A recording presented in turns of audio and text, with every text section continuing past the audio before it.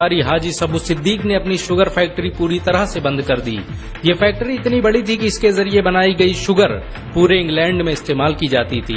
बहुत कम लोग जानते हैं कि बाटा कंपनी भी मुसलमानों की थी, जिसे असहयोग आंदोलन के दौरान एक अंग्रेज ने खरीद लिया था। आपको ये जानकर शायद हैरानी हो कि भगत सिंह का केस लड़ने वाला शख्स भी एक मुसलमान था। बैरिस्टर आसिफ अली ने भगत सिंह का केस तब लड़ा जब कोई भी भगत सिंह का साथ देने को तैयार नहीं था। इंकलाब जिंदाबाद का नारा देने वाले हसरत मोहानी भी एक मुसलमान थे। उन्होंने ही भारत की आजादी की रूपरेखा तैयार की थी। इतिहासकारों के मुताबिक 1857 में होने वाले विद्रोह में 50,000 उलमाओं को फांसी दी गई और लाखों मुसलमान सरेआम कत्ल कर दिए गए। 1857 में दिल्ली से लेकर कलकत्ता की रोड पर ऐसा कोई पेड़ नहीं था जिस पर मुस्लिम उलमाओं की लाशें न टंगी हो। मुसलमानों ने ही भारत की आजादी के लिए पहली जंग लड़ी। मैसूर के सुल्तान हैदर अली और उसके बेटी टीपू भारत की आजादी के लिए शहीद होने वाले पहले शासक थे। मशहूर क्रांतिकारी अशफाकुल्लाह खान सबसे कम उम्र में फांसी पाने वाले भारत के पहले व्यक्ति थे। बहुत कम लोग जानते हैं कि जय हिंद का नारा एक मुसलमान आबिद हसन सफानी ने दिया था। ये नारा आज भी भारतीय सेना और शासकीय प्रणाली में सम्मान स्वरूप इस्तेमाल किया जाता है। तिरंगे का निर्माण करने वाली सुरैया तैयब जी भी एक मुसलमान थी। उन्होंने ही भारत के राष्ट्रीय ध्वज को वर्तमान रूप दिया था। कानपुर में पैदा होने वाले अजीमुल्लाह खान ने ही मादरे वतन भारत की जय का नारा दिया था, जिसमें बाद में कुछ सांप्रदायिक लोगों ने माता शब्द को जोड़ दिया। आपको ये जानकर शायद हैरानी हो कि भारत का पहला राष्ट्रीय गीत अजीमुल्लाह खान ने ही लिखा था। बहुत कम लोग जानते हैं कि मौलाना कासिम नानोतवी ने दारुल उलूम देवबंद की स्थापना अंग्रेजों को भारत से निकालने के लिए की थी। इस मदरसे का मकसद देश में ऐसे नौजवानों को पैदा करना था जो भारत की आजादी में योगदान दे सकें। रेशमी रुमाल आंदोलन की शुरुआत करने वाले मौलाना महमूदुल हसन और मौलाना उबैदुल्ला सिंधी दारुल उलूम देवबंद के ही छात्र थे। मौलाना उबैदुल्ला सिंधी ने सुभाष चंद्र बोस के साथ मिलकर भारत की पहली अस्थायी सरकार की स्थापना की थी और वह भारत के पहले गृह मंत्री भी थे। आपको ये जानकर शायद हैरानी हो कि मौलाना महमूदुल हसन ने ही 1920 में गांधी को महात्मा का लक़ब दिया था। उनका ये नाम इतना मशहूर हुआ कि पूरी दुनिया में गांधी महात्मा गांधी के नाम से जाने जाने लगे। महमूदुल हसन ने ही हकीम अजमल खान के साथ मिलकर 1920 में जामिया मिलिया इस्लामिया यूनिवर्सिटी की स्थापना की थी, ताकि भारतीय शिक्षा तंत्र को अंग्रेजों के चंगुल से आजाद करवाया जा सके। आपको ये जानकर शायद हैरानी हो कि काला पानी जैसी दर्दनाक सजाओं को पाने वाले 90% से अधिक लोग मुसलमान थे। अंडमान निकोबार में आज भी सबसे ज्यादा कब्रें मुसलमानों की हैं।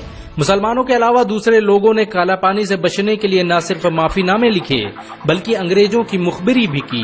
मुसलमानों ने ही अंग्रेजों के खिलाफ सबसे पहले हथियार उठाए। 1772 में शाह अब्दुल अजीज ने अंग्रेजों के खिलाफ फतवा देते हुए ऐलान किया कि अंग्रेजों की गुलामी हराम है और हर मुसलमान पर फर्ज है कि वो अपने मुल्क और देश की आजादी के लिए खुद को कुर्बान कर दे।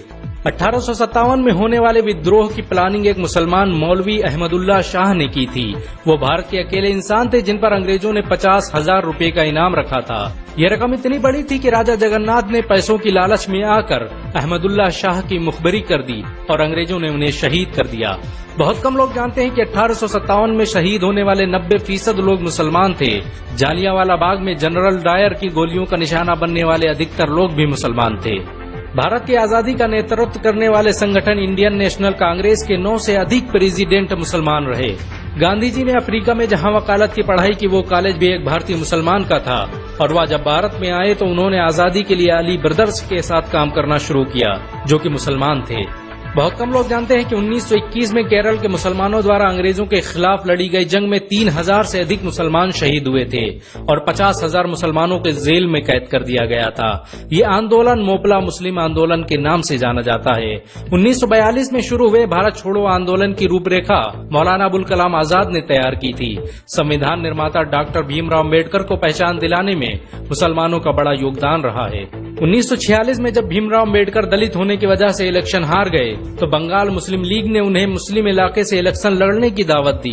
इस तरह भीमराव अम्बेडकर संविधान सभा का हिस्सा बन सके। अगर मुसलमान भीमराव अम्बेडकर को इलेक्शन न जिताते तो उन्हें कभी भारत के संविधान को लिखने का मौका न मिलता। भारत की आजादी के लिए सबसे ज्यादा लेख, शायरी, गीत और किताबें मुसलमानों ने ही लिखी। अल्लामा इकबाल के जरिए लिखा गया सारे जहां से अच्छा आज पूरे भारत में गाया जाता है। आपको ये जानकर शायद हैरानी होगी कि देश के लिए शहीद होने वाला पहला पत्रकार मौलाना मीर बाकर एक मुसलमान था। भारत की आजादी के लिए मुस्लिम राजाओं और महाराजाओं ने अपने खजाने खोल दिए।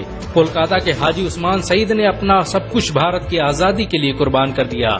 हाजी उस्मान की अमीरी का अंदाजा इसी बात से लगाया जा सकता है कि 1920 तक कोलकाता में बनने वाला हर स्कूल और हर बड़ी बिल्डिंग उन्हीं की थी। कोलकाता के पहले सुपर स्टोर कैश बाजार की बुनियाद हाजी सईद ने ही रखी थी, लेकिन बाद में उन्होंने अपनी सारी दौलत देश को दान कर दी और खुद एक किराए के घर में रहने लगे। अमीर हमजा और अब्दुल हबीब यूसुफ मरफानी जैसे मुसलमानों ने अपनी अरबों रुपये की संपत्ति देश की आजादी के लिए कुर्बान कर दी। सुभाष चंद्र बोस द्वारा अफगानिस्तान में स्थापित की गई सरकार में 9 में से 5 मंत्री मुसलमान थे। भारत की आजादी के लिए देश भर में मौजूद मस्जिदों को किलों की तरह इस्तेमाल किया गया। इन मस्जिदों में सुबह शाम हर वक्त भारत की आजादी के लिए ऐलान हुआ करते थे।